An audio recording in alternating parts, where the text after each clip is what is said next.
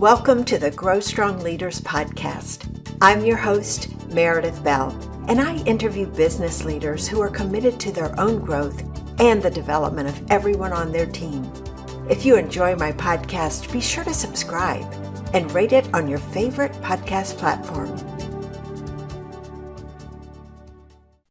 Welcome to the Grow Strong Leaders podcast. I'm your host, Meredith Bell, and my podcast is brought to you by my company. We publish software tools and books that help people communicate more effectively in the workplace, and you can learn more at growstrongleaders.com.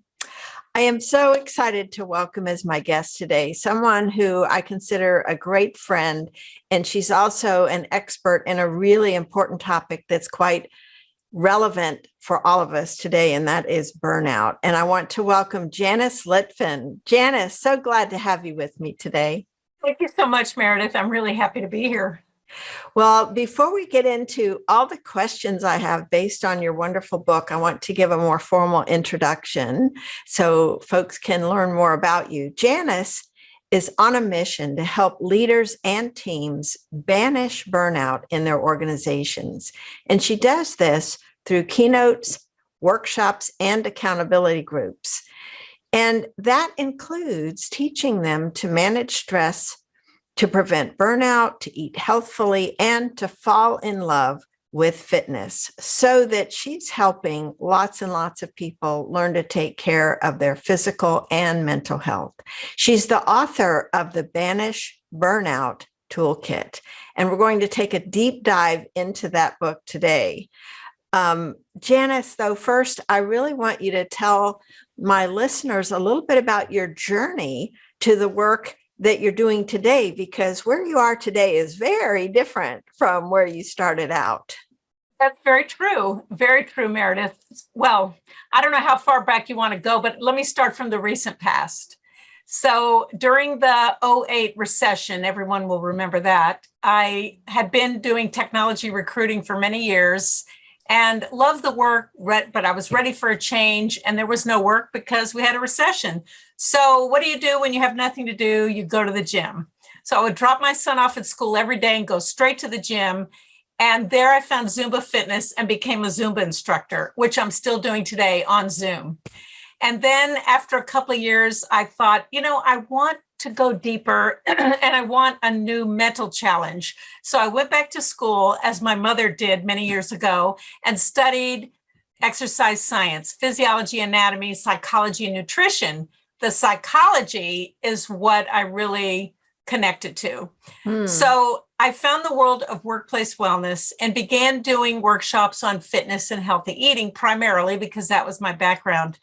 And one day, a client called me up several years ago and said, "We want you to do a workshop on stress, but we want you to go deeper." And I said, "I can go really deep. I don't know how deep you want me to go."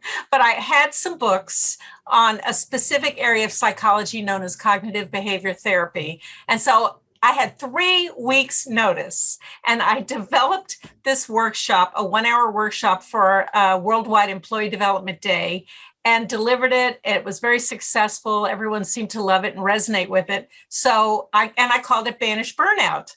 And so I went along doing this particular workshop and never looked back. I really love this work. Well, I want to ask you, because I know in your book you had talked about what you teach really is based on cognitive behavior therapy. For folks who aren't familiar with that, what does that really mean? What is that approach?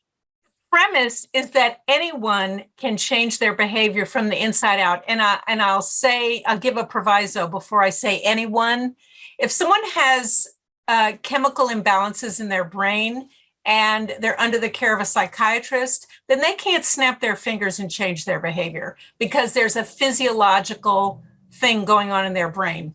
Everybody else can change their behavior. And so if you catch yourself overreacting at work or letting things really bother you for a long time, like many days instead of like one day. I mean, things happen, but how long should we stress about them? And so if you catch yourself letting things bother you for a long time, that's an indicator that you might want to change. And so what we do is we look at typical stress reactions and we reality spin them. And so it's about changing who you are from the inside out. Reality spin. That was a term that I had not heard or read before, and I was fascinated with that. So talk about the context and what does that really mean? What are you talking about people doing when they do a reality spin? Well, that's so funny that you haven't heard that, because out here in California, that's been a common phrase for many years. Oh. And so it's a bit of a slang, but it really communicates the point. It's interesting to me that on the East Coast, you hadn't heard that term. But really what it is, let me give you an example. Let's say you're in a meeting and you're trying, as a group, you're trying to solve a problem, and somebody decides to be rude, who knows why, and they say, oh no, that won't work, we don't do things like that. The person's going to have a reaction. We're human beings, but hopefully at work, you're not going to argue and start a big fight. You're going to let it go for the moment. If you're paying attention, your body will tell you that you're upset. You'll get knots in your stomach, elevated heart rate, sweat. There's all kinds of physiological reactions. And if you're paying attention, your body will still be reacting hours later. And so you need to look at how you felt and how you reacted. And I do that through the tool in tool number 1, which is the stress audit. And we take it to, like I said, how long you let the reaction go on. I used to get really, really upset, take things way too personally, and stay upset for 5 days and then complain to everybody. Finally, I learned that that wasn't doing me any good, even though there was a relief by calling a friend, but dwelling in the negativity, it made me relive the negativity every time I told the story. And I realized that maybe I need to look inside myself and see if I could shorten and change that span so I could be more aware and a happier version of myself. So it's about reframing your reaction and not letting things bother you for so many days and not getting so extremely upset. Mm-hmm. You know, behavior, I'm sorry, I interrupted. No, behavior like that, in my case and in many cases, comes from role modeling. So I had a mother who, I'll say I loved her very much. She was extremely intelligent, taught me many things, but she role modeled this negative behavior that I'm talking about that I grew up with. And I found out, this is a fun story. I found out by going to a family reunion with her on the East Coast where she grew up one day when she was being really negative about some of the cousins and why they were talking and she wasn't included. And she made these really negative comments. And I thought to myself, wait a minute, that's me. And I realized, even though I should have known better with all the psychology background I had, I realized in that moment that I had inherited her pattern of behavior because that's what was role modeled to me. And I didn't know any different. And so that day, that's a true story I tell in a lot of my talks. And that happened about 8 or 10 years ago. And from that day forward, I started on this quest to become a happier version of myself and, do the work that I'm doing. One of the key things that you alluded to with that story, and that's such a great story, it really ties in with your tool number 1 on awareness. So you are paying attention to what's happening and its impact on you. And I think too often we get caught up in the other person, and what they did to us. And without realizing it, we're putting ourselves in this victim mode that means we're helpless. It's kind of hopeless. There's nothing we can do. But one of the things I like about your approach is this becoming aware of stress and how we define it, and the fact that it really isn't what's going on out there, it's what's going on inside. So talk about that difference, because you and I both know a lot of people who will say, I feel so stressed. There's so much going on. And yet it's about their response to what's going on. Yes, and I give that a yes and in the tradition of improv. There's different kinds of stress. So there's what I call institutional or systemic stress. Many, as you know, because of your work, many organizations do not train their leaders in emotional intelligence. I would say most managers get promoted for technical skills, accounting, tech, finance, whatever. And so when there are unreasonable deadlines, an unsupportive boss, too much work, and unfair job assignments, people get stressed. Mm-hmm. Now, like you say, there's something they can do about it. But even if you exercise, meditate, write in your journal, and do all the tips and techniques I teach, if you come to work on a toxic team, you're going to feel stressed, and it's going to be hard. It can be done, but it's going to be very hard not to feel negative if you have a toxic team. And that could be the manager or a teammate that you have to work with every day, or the whole group of them, or the whole organization. Sometimes, sadly, we have to change jobs to remove that. But yes, you can exercise and do all these other techniques and the techniques I teach, but they'll only carry you to a point if it's a toxic work situation. Mm-hmm. Well, let's think about something less toxic maybe, and just events that happen. Yes. What are some things that someone can do to become aware of when they're feeling stressed? What are some of the symptoms that they, can become tuned into? And what's a response to look at going within to manage themselves? Well, the first part of your question is, how can they tune in? Some of the indicators that you might be too stressed are problems sleeping, problems eating or overeating, snapping at people. If you catch yourself snapping at people and it's really about something else, then you're too stressed. And of course, with the pandemic, we all got too stressed, but separating ourselves from that for a moment. So those are some of the indicators: avoiding work, avoiding phone calls or avoiding emails, emotionally isolating, or just feeling emotionally exhausted. Those are all signs that stress is getting too extreme. And then I think the other part of your question was what can we do about it? So as you alluded to, the first chapter or the first tool in my toolkit starts with a tool called STOP, which is stop, take a deep breath, observe, and proceed. Stop, take a breath, observe, proceed. So what that does is it helps you catch the thoughts. So negative behavior and habits start with thoughts. Mm-hmm. So I'll tell you a quick story to illustrate this point.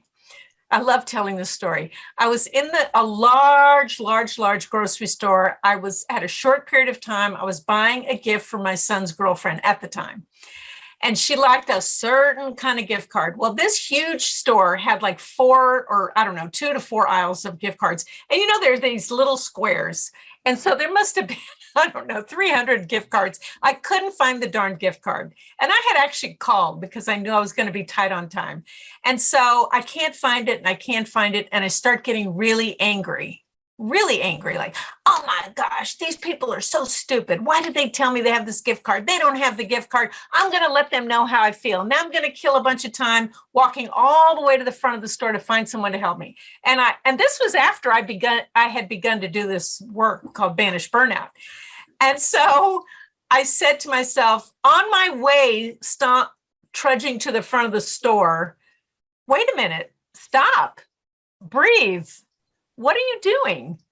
Is anybody in the hospital? Does anybody have 2 broken legs? What is such a big deal about this situation? What if you're 5 or 10 minutes late? It doesn't matter. Why are you letting this situation bother you?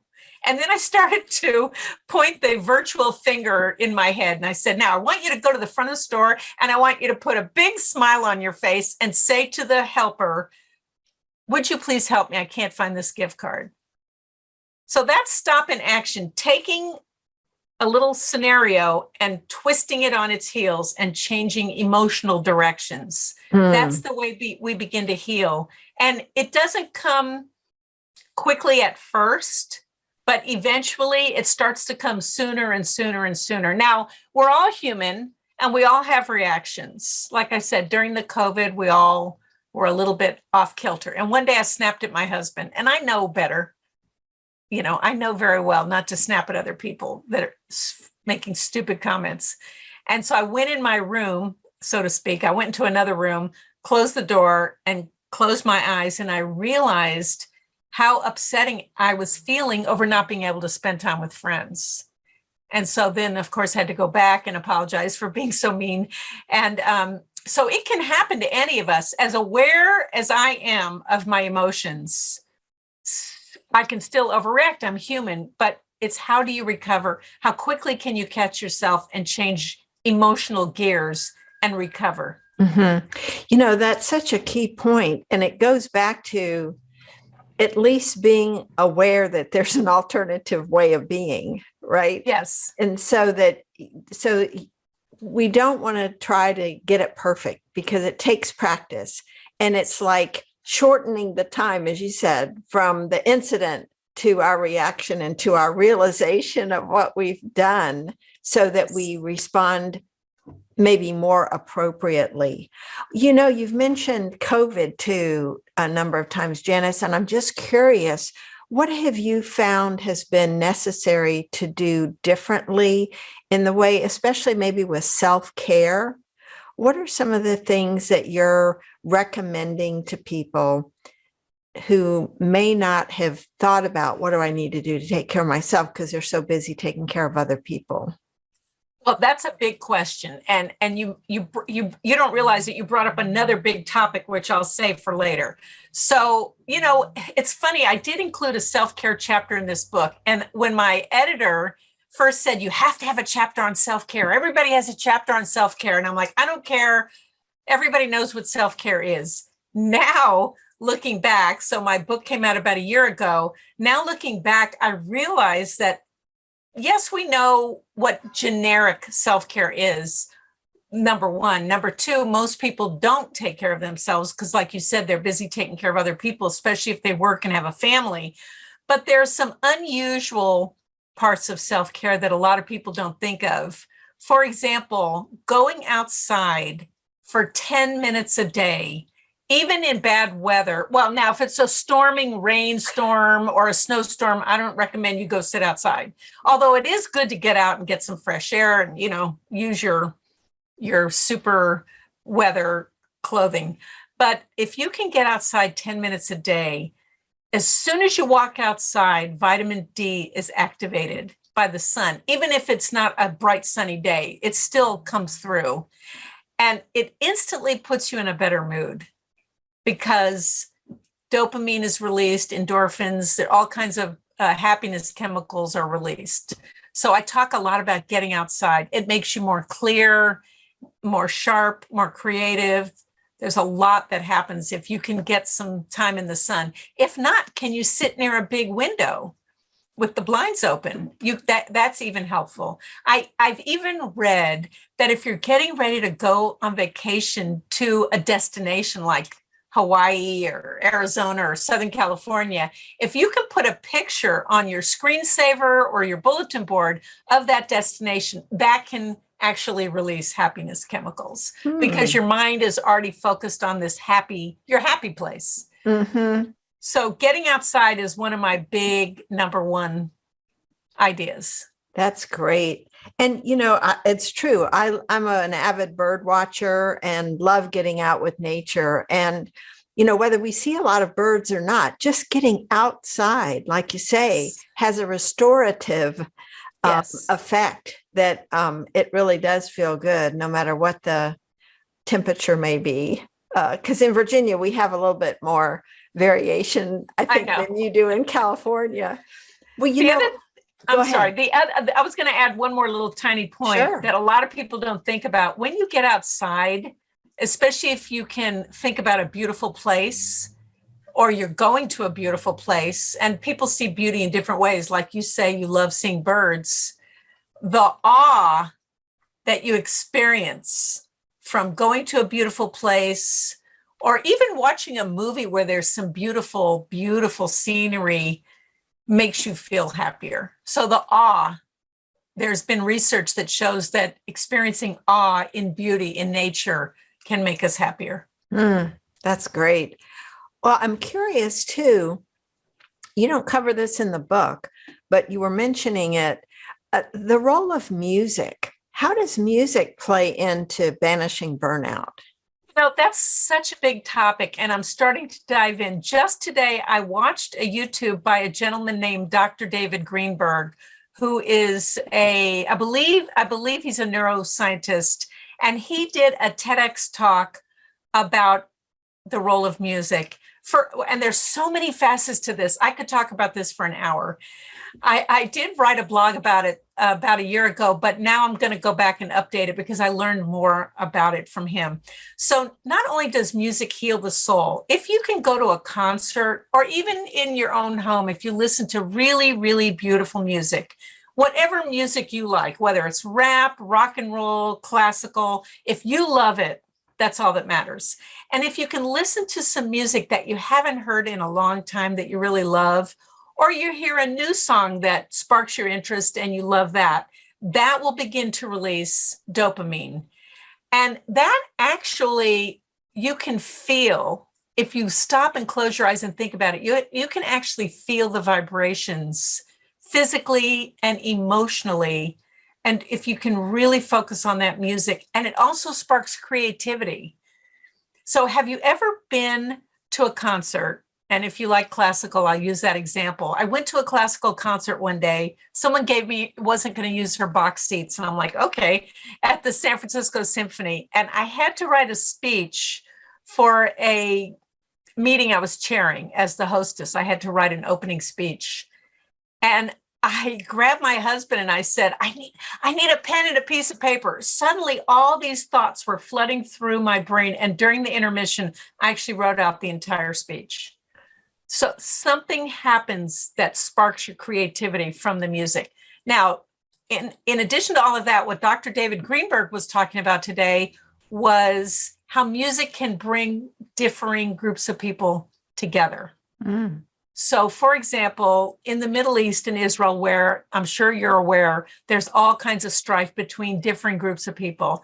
There's a group called the Jerusalem Youth Chorus that has Palestinian and Israeli children singing together and sharing the love through the music and not worrying about any other differences in their world. And if you can think back to childhood, where you had friends that maybe were a different religion or a different skin color or something very different about the upbringing. Children don't care about all that. All they care about is having fun and being together. And that's what music can also do. Mm. Yeah, that's great. So do you get any you may not have used it yet, but I'm just curious if you would anticipate getting any resistance from, say, managers where you might be doing your workshop for them, any resistance about incorporating music into your workshop? No, not at all. As a matter of fact, I did a talk at a conference just a couple of weeks ago. And at the end, I had every single person standing and dancing and calling and responding to some of the to get them to remember the key points of my talk. And I was so surprised when I said, I want everybody to get up. Usually people are like kind of looking around and waiting for somebody to get up. They all popped up.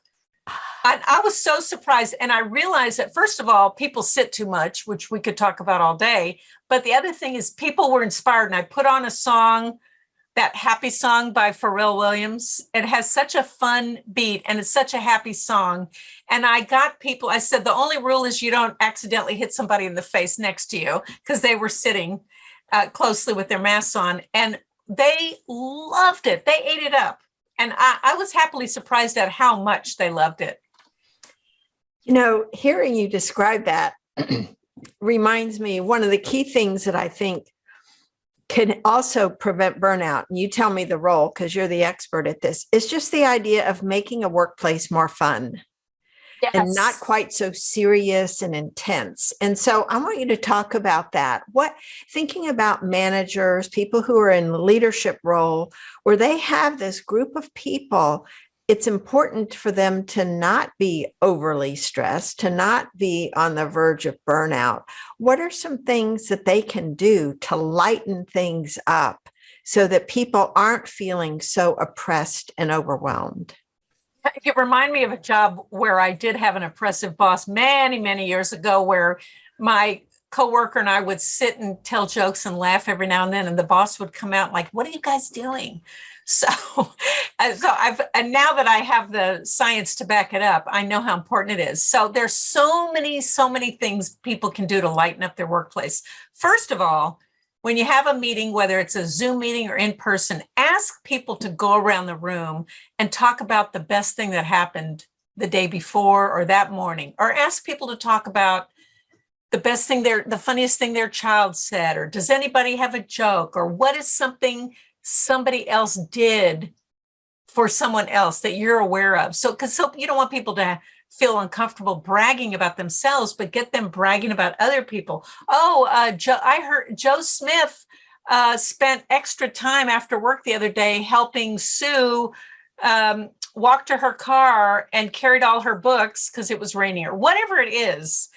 Or Jan brought this great food in today, and we're all going to have lunch together. We want everybody to join in. And so little tiny sparkles of happiness can be sprinkled throughout the day. You can start a meeting with dancing for 60 seconds, or breathing for 60 seconds, or just closing our eyes for 60 seconds. It doesn't have to take up a huge amount of time. Mm-hmm. And it can build trust. The other thing is, if managers would start talking to their people about non-business matters. How was Billy's soccer game over the weekend? I know your mother-in-law, Susan, knowing their name, I know your mother-in-law, Susan, who lives with you, sprained her ankle over the weekend. How's that going? Or what was your favorite Netflix movie that you watched this weekend? Or what book are you reading? Something non-technical and non-work related is how people bond. And we're human creatures, as I keep saying, we want to bond socially. It releases oxytocin. And that's the way to get people really connected to you and wanting to work for you, so that when you have those moments of extra work where people are going to have to chip in and work extra hours for like a month or whatever, they will be motivated because they care about you, because you show that you care about them. Mm-hmm. Is that, Stephen Covey talked about that years ago, making deposits into the emotional bank account. Yes. And I think, do you run into resistance because I know you've worked with a lot of technical leaders. Do you find any resistance to them saying, why should I take time for that? At first they do, but once I show them the evidence of how much more cohesive their teams are, and the science that shows that they'll be more productive and more creative with problem solving, and they'll get along better, then they realize the benefits. Mm-hmm. Because technical teams have a lot of strife. As a person who was a techie, I was a software developer, software trainer, software QA, and people are always jockeying for position. My technical solution is the best. And people will fight, especially because we have such a huge cross-cultural population, certainly in California and many other parts of the country, I'm sure on the East Coast too. And so people come to work with different upbringing and different cultural role modeling, as I described with my own mother. And so there can be a lot of built-in competition. Mm-hmm. And so just imagine making people like each other by spending time together and getting to know each other personally, so that they can be more cohesive on their team. That's such an important point. And one of the things that I really liked you had at the end, of course, we have our book on peer coaching. You talk about having an accountability buddy. And so I think that really is valuable, and especially in the context of what you've just been talking about. Explain what you mean by this accountability buddy. What does that look like, and how does it work, and why is it valuable? Well, it's valuable for every reason you can imagine. As I keep talking about social connections, there's a built-in obvious social connection. It can be a peer-to-peer relationship, or it could be more of a mentor-mentee relationship. It can be about somebody to celebrate wins with, somebody to challenge you to get outside and exercise more, It could be a career mentor within an organization to help guide people, especially women, with how to navigate their way through the corporate jungle, I'll say. And so the relationship can take on many forms. It can be a one-time visit. It could be a 6-month relationship or a 4-week relationship.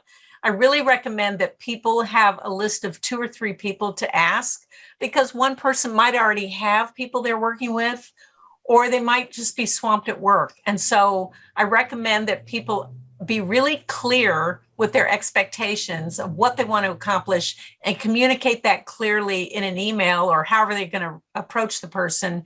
And then say, I only think we need 2 visits for an hour, or 4 visits for an hour, or 6 months every other week for 30 minutes, something where you're not being too demanding on the other person. And people love helping other people. It's always kind of fearful to ask someone for help, but in reality, they love helping other people.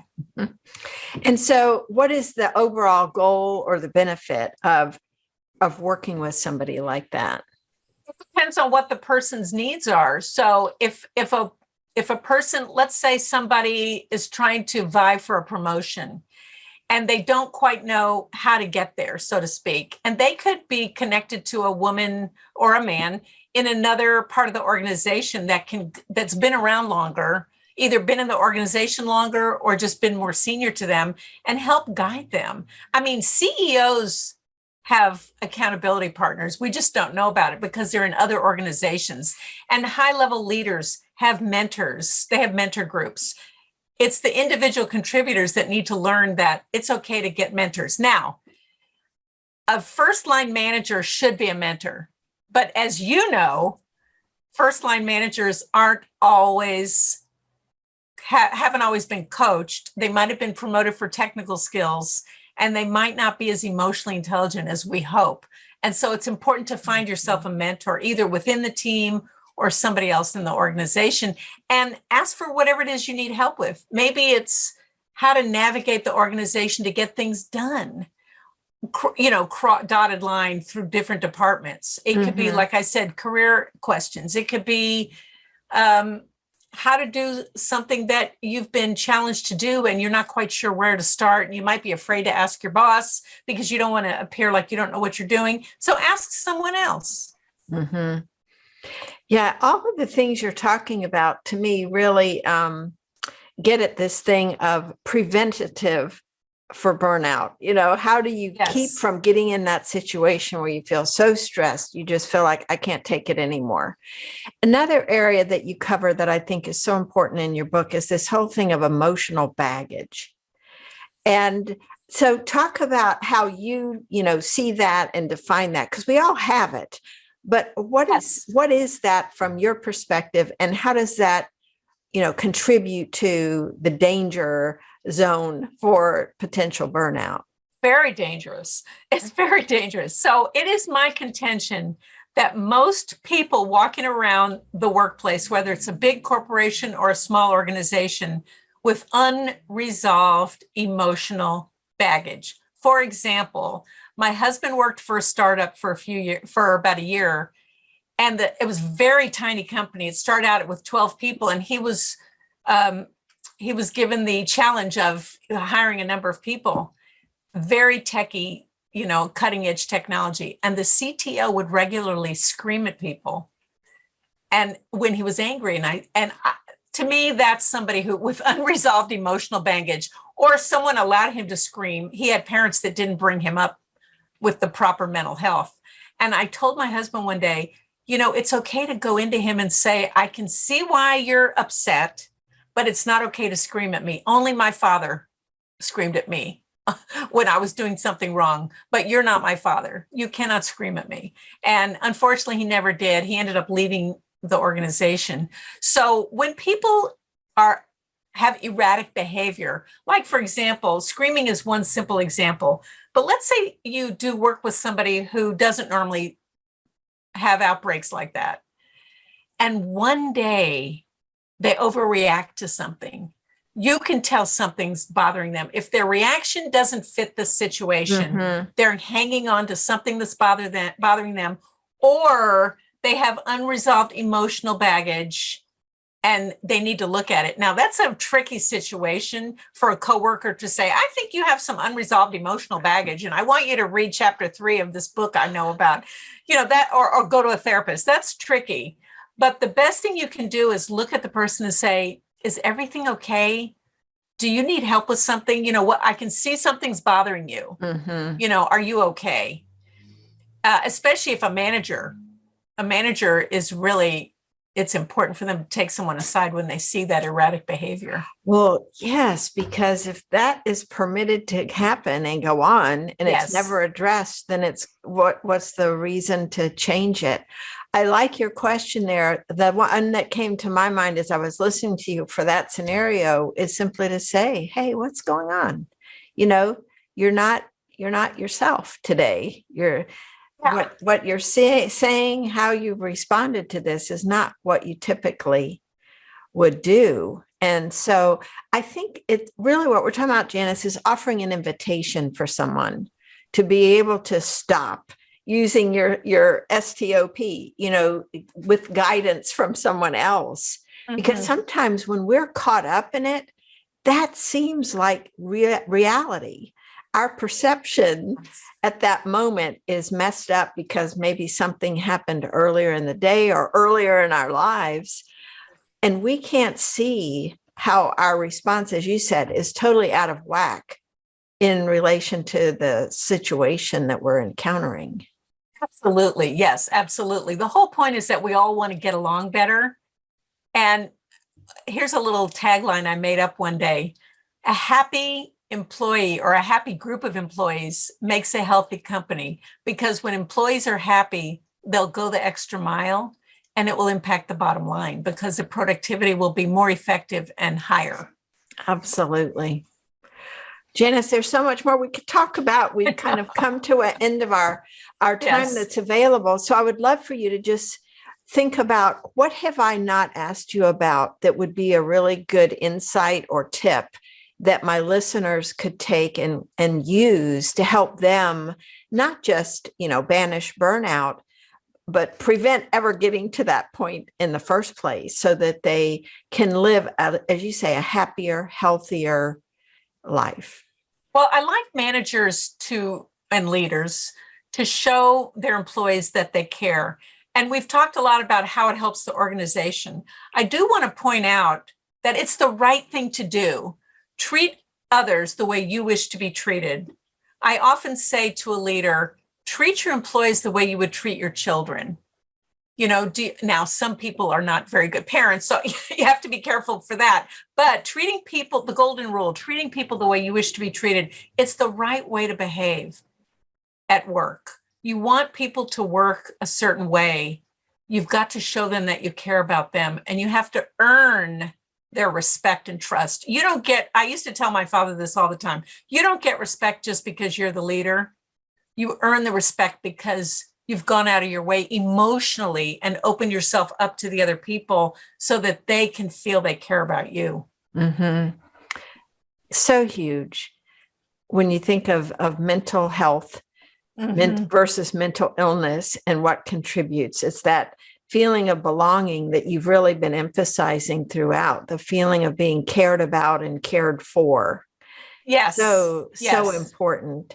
So the book is Banish Burnout Toolkit. Janice, tell people how they can connect with you, get a copy of your book, and learn more about the services you provide. Thank you so much for asking. So my website is janicelitvin.com. I'm sure it will be in the show notes, and you can see my name in the bottom corner, janicelitvin.com. The book is on the book page. The media is on the media page. The testimonials are on the testimonials page. And the speaking information is on the speaking page. So there's a lot of information out there. I do all-day workshops. I've done an 18-minute TED type of presentation. I often do 1-hour presentations, 90 minutes. It can take any form. Great. Well, I highly recommend your book. I thought it was excellent the way you structured it and how practical and useful it is. The word toolkit really is a good word to have in your title because it's something people can use. You provide some wonderful tools. Janice, thank you so much for who you are and the work that you're doing to help everyone in an organization live a happier, more fulfilled life. I appreciate you. Thank you. I appreciate you too, Meredith. Thank you so much for having me. I really appreciate the work you're doing as well. Thanks for tuning into my podcast. Now head over to growstrongleaders.com and check out our 2 books, Connect with Your Team and Peer Coaching Made Simple. While you're there, download the free facilitator guide to find out how to implement our unique peer coaching system. Until next time, I'm Meredith Bell.